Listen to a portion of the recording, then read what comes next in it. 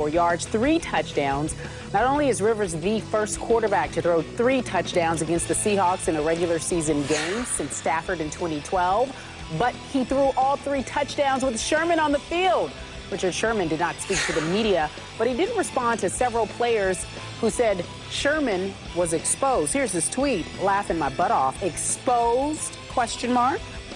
Complete 3 passes, 0 touchdowns, 0 explosive passes. These guys make me laugh. These guys make me laugh. That's Richard's response. Skip Bayless, you saw the game. And by the way, let's take a moment because you don't get many kudos. Yes, he does. That's not true. Well, not on this show. Please. Really? Please. Skip Bayless? Really, does it? Please. I don't remember. That's a big-time amnesia right there, because Skip gets a lot of love. But you remember we did our NFL preseason show, and he said the only loss that he could see the Seahawks have would be against the Chargers. He said it'd be 15-1. That's right. He called it. And then panicked a few days before the game. Well, I don't want to upset the Legion of Boom because they do watch they were doomed yesterday, I guess. They do watch the show. So I tried to soft shoe it. And I was a little nervous after, obviously, San Diego blew on opening night at Arizona, a 17-6 lead going into the fourth quarter. But go ahead and ask your question. Rightfully so, but good for you. Anyway, so watching the game yesterday, does this prove that the Seahawks are vulnerable? Stephen A. Smith, to me, yesterday proved absolutely nothing, 0, about the Seattle Seahawks' vulnerability. In fact, I thought in the few moments they actually had the football, their offense looked far more explosive than it looked last year. They will be much better on offense going forward this year. I did say the Seahawks would lose 1 game at San Diego, but they would go 15-1. So I'm driving the bandwagon from here on, and it will start, by the way, back again next Sunday in Seattle when the Denver Broncos visit. But I have said that the San Diego Chargers will be a breakthrough team this year, a breakout team, and I'm sticking with my prediction they will win the AFC West by dethroning the Denver Broncos, who look a little shaky. And I think they will look much shakier in Seattle next Sunday afternoon. Philip Rivers is great at winning this kind of game because we know he gets fired up. He wants to spit in your face if you're going to spit back in his. He wants to jaw with you, trash talk with you, and he's really good at making all the little big plays required to hang on to the football. 10 times Philip Rivers converted on 3rd down out of 17 tries. 42 minutes and 15 seconds, Philip Rivers and company, with a lot of help from Antonio Gates. He ain't over the hill yet, is he? Not over the hill. No, thank you. That's right. 42 minutes and 15 seconds, they hung on to the ball and forced Seattle's defense to stay on the field in temperatures that reportedly went as high in some points on the field as 118? Jeez. Seriously? And you got to play 42 minutes and 15 seconds in that in San Diego when you're not really used to that up in Seattle? Temperature was listed at 94, Thank you very much. but it was about 118 on the field. You're right. There you go. San Diego's longest gain yesterday, their longest play, was a 21-yard touchdown pass to Antonio Gates that put them up 27-14. Usually it's bombs away in most games. There'll be a couple long runs, couple long passes.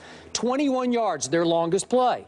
So Seattle wasn't exposed. Richard Sherman wasn't exposed, except if you put quicker receivers on him because he's longer and lankier. It takes him a little while to get unwound a little bit. So, yeah, he has a little trouble if you can get a free release off the line of scrimmage. You can torment him a little bit, but he's right. He gave up 3 little catches. No big explosive plays. But, again, when you have the football for only 17 minutes and 45 seconds, what damage are you going to do on the scoreboard? Not enough.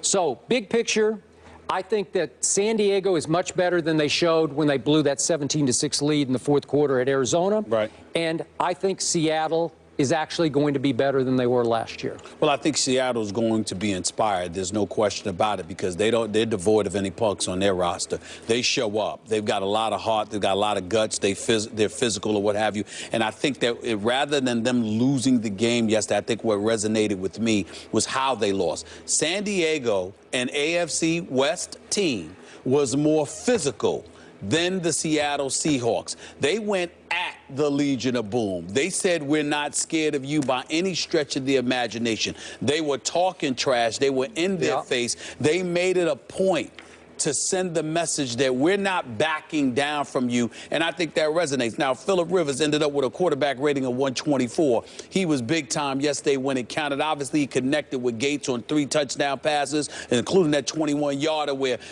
Gates went up with the left hand and extended his left hand and came down with it flat on his back, held the ball up, let the referee know I got the football.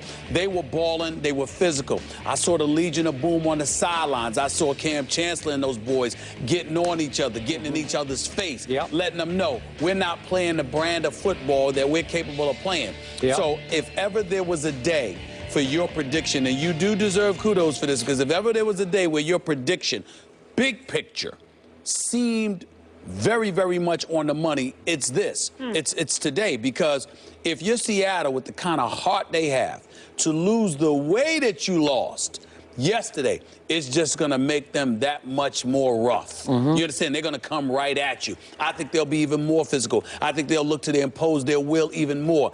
And in most instances, they're not going to be playing in 118-degree weather on the field. So because you don't have that to be worried about when you're on the road in most of the games that you've got coming up this season, I think that's going to bode well for them. But I also think that Pete Carroll dropped the ball on this game.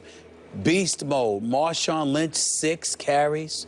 6 carries. He didn't seem real pleased about it either. Listen, he shouldn't have been real pleased about it. He's Marshawn Lynch. You understand? This dude, I'm talking about in terms of the Seattle Seahawks offense, it rides with him. We could talk about Russell Wilson till the cows come home. It's about beast mode. It's about Marshawn Lynch. He's the Rough Rider. We know what Percy Harvin can do. We know how electric he could be, as he showed in special teams yesterday. We know what Russell Wilson can do in terms of his composure, his leadership, his abilities. Nobody's questioning that. He's a big-time quarterback, and he's a resident champion as we speak. But they are not Marshawn Lynch. And to be in that weather, under those conditions, okay, which are relatively ideal outside of the heat getting to you in terms of the field, in terms of the weather, no inclement weather, no rain, no snow, no anything like that. How could you possibly justify not giving Marshawn Lynch the ball more than 6 times? It's inexcusable that that would happen. I don't know if you noticed, but he exited a little early. Yes, he did. I noticed. I know it was decided down, but it was decided. But he walked right off the field or what have you. And listen, you could call it unsportsmanlike. I didn't go that route. What I was looking at was a dude that, first of all, was clearly disgusted because he lost, but was clearly disgusted at his lack of utilization. That Pete Carroll threw his way yesterday. I'm fine and I don't blame him. I don't blame him. Okay. Speaking of lack of utilization, after Percy Harvin fumbled the kickoff, which was a crucial play in that game, a big turnaround play, he disappeared from sight for a while. Yes, he did. I don't know if he was dinged up a little bit, if his head was spinning a little bit, or if Pete Carroll just said, you know what? Yeah, take a break. And I'm just going to keep you over here by me for a while. I got it. And he got the late little, what do they call it, their speed sweep, you know, and San Diego sniffed it out on the first play of the last drive and blew it up. But that was the first sighting of Percy Harvin I'd seen in a couple of quarters, it seemed like. I know Wisenhunt isn't there any longer, but I got to give him a lot of credit because since when he arrived in San Diego, Phillip Rivers has been a different quarterback. He's returned to the Phillip Rivers of old. We know he's got a lot of guts. We know he's got a lot of ability. We know what kind of yards he accumulates. But I look at Matthews, I look at Floyd, I look at Keenan Allen, these boys with Gates. They got a potent offense in San Diego. But the defense and these guys rolling around the way that they do. I mean, and then you look at a guy. I want to give credit where credit is due because there's never anything earth-shattering, but there's a lot to be said for Manti Te'o being in that starting lineup as a second-round pick and showing up and being in that lineup every single week and the way that they play with this guy on the field. He may not be the ringleader or anything like that, but just some of the personnel that I see them having. Because if you say whatever you want about Manti Te'o, when he was in college at Notre Dame, before they ran into Alabama for the national championship game, what you saw in Manti Te'o was a guy that went after it every single play, and he had that kind of guts. That's what I'm seeing. That's what I saw yesterday, watching San Diego play this football game. You understand. It's impressive. You understand.